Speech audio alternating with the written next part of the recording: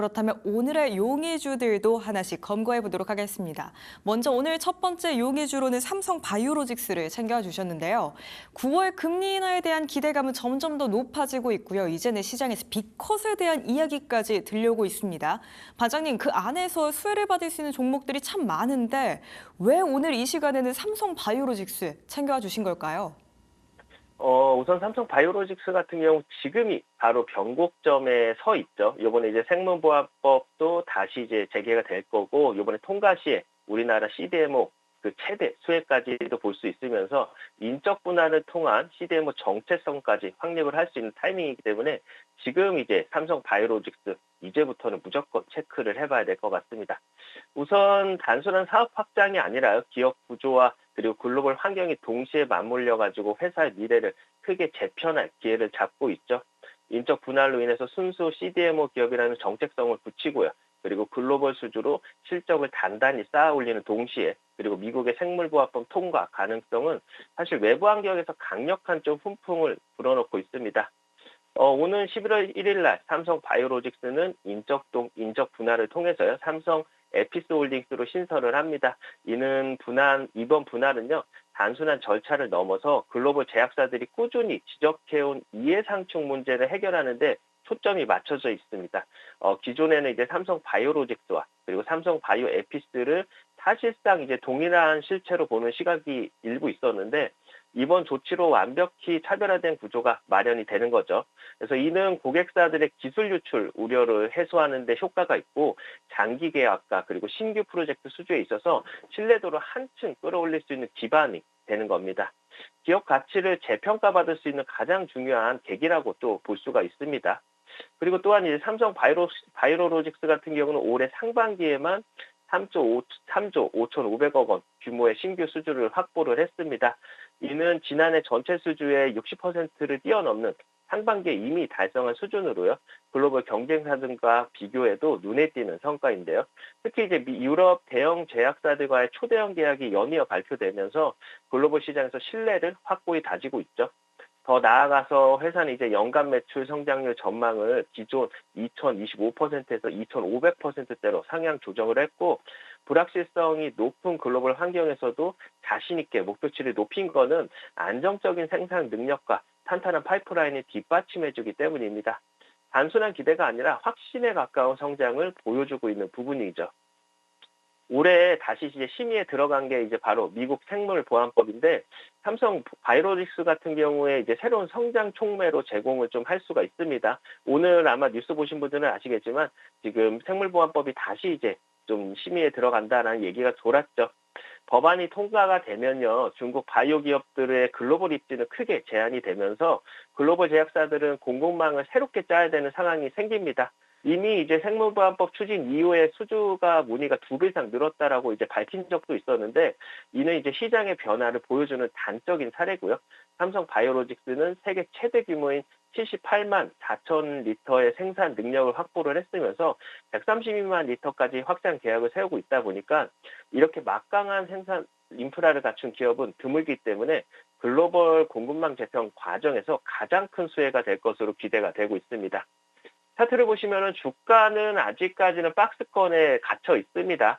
이게 우리가 집중해서 봐야 될 부분들은 바닥권 이탈 없이 저점을 조금씩이나마 높여가고 있다는 부분이고요. 그리고 외인 수급도 여기 화면에서는 잘 안 보이실 텐데, 수급도 다시금 붙어주기 시작을 하고 있어요. 최근에 수급도 다시 들어온 상태면서, 그리고 이제 미국 생물보안법 통과 기대감, 거기다가 금리 인하 최대 수혜가 사실 제약 바이오잖아요. 그렇다 보니까 지금 모든 이슈에 힘 받아서 다시 한번 11만 원 선을 안착을 하면서 다시금 상승 랠리로 돌아설 수 있을지 확인이 꼭 필요한 시점에 왔다고 볼 수가 있습니다.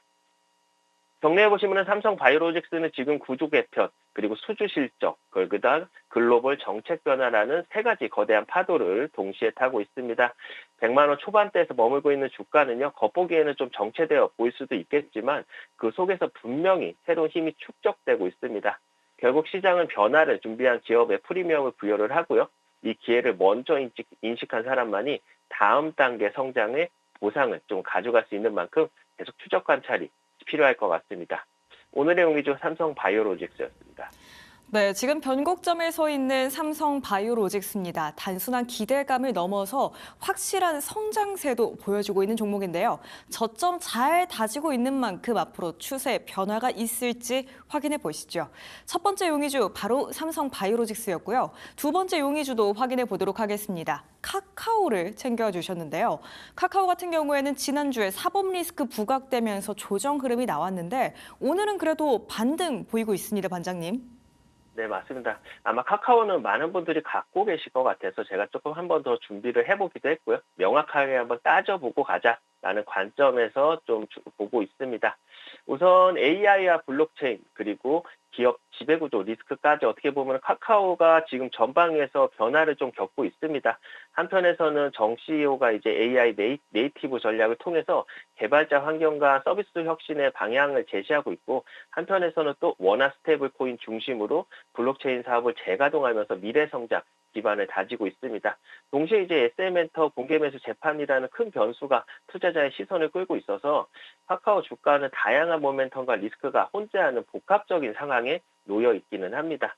우선 카카오 정규돈 CTO가 최근 글을 통해서 이제 AI 경쟁을 골리앗들의 전쟁으로 표현을 하면서 강력한 LLM 을 단순 모델이 아닌 OS처럼 인식하고 활용할 것을 강조를 했죠.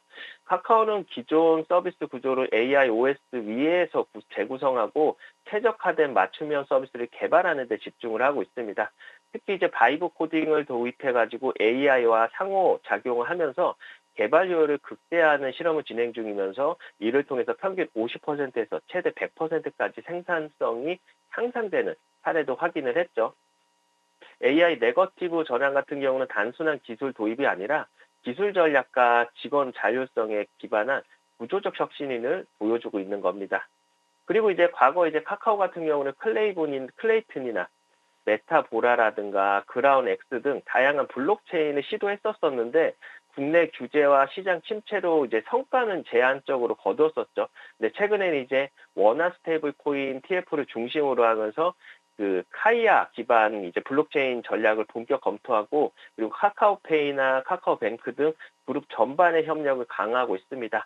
그 카이아와 그리고 USD 코인 파트너십, 거기다가 원화 스테이블 코인 상표권 출연 등은 사실 단순한 금융 서비스 확장을 넘어서 카카오의 이제 블록체인 경쟁력 재정립을 의미를 하는데, 이는 이제 향후 금융 결제 서비스와 연계해가지고 새로운 수익 모델로 발전할 수 있을지는 잠재력이 풍부한 만큼 확인이 좀 필요한 사례다라고 볼 수가 있을 것 같아요.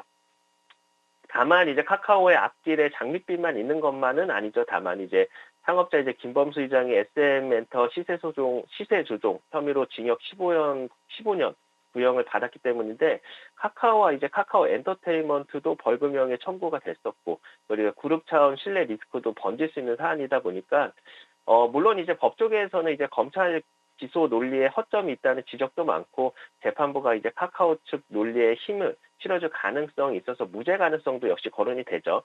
하지만 확실한 거는 판결이 나오는 이번 달까지 이제 주가는 적자는 변동성이 좀 겪을 거라는 점이라는 거, 요거는 꼭 열어놓고 봐야 됩니다. 차트를 보시면은 김범수 의장의 시세 조정 리스크에도 주가는 큰 하락은 없었다라고 전 보고 있어요. 이 정도는 크게 이슈가 있을 수도 있었었는데 주가는 잘 지켜주는 모습이고, 오히려 저점을 계속 높여가는 모습들을 우리가 지켜볼 수 있습니다. 저점이 계속 높아지고 있는 상황이고, 무엇보다도 외인 기관의 수급이 크게 빠져나간 그런 흔적을 확인을 할 수 있겠죠. 아마도 이제 리스크가 부각이 돼가지고 주가가 하락할 거였으면은 벌써 이제 외인은 더 빠르게 엑시트를 했었을 텐데, 주가의 흐름을 보시면은 주가도 우상향 추세를 이어가고 있고 조정도 적고 수급도 빠져나간 부분은 사실상 보이지 않는다라는 점에서는 요번에 이제 사법 리스크보다는 회사의 성장성에 더욱 주목하고 있다라고 볼 수 있는데, 다시 한번 이제 쌍바닥 흐름을 만들어주면서 반등 흐름을 이어갈 수 있는 만큼요, 21일평 안착 여부가 첫 번째가 봐야 될 것 같고, 65,000원 박스권 돌파에 집중을 좀 해봐야 될 것 같습니다.